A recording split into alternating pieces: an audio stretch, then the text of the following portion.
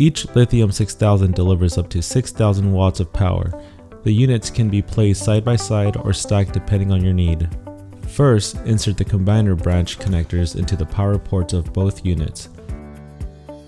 Next, connect the other end of the 50 amp inlet box. Once connected, the two Lithium 6000 units work together, delivering a total of 12,000 watts of power. You can also set up the combined system to auto start eco mode for maximum energy efficiency. Step 1. Insert the power cords into the AC input port of each unit. Step 2. Plug the other ends of the power cords into the outlets that are not the ATS backup. Step 3.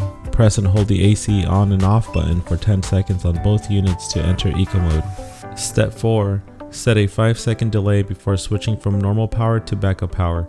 The grid powers the entire load at approximately 8,000 watts. Now let's simulate a grid outage.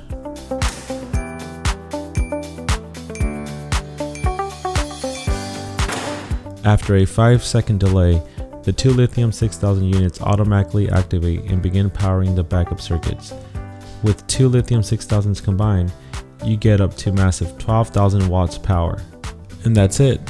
You've successfully combined two Lithium 6000s.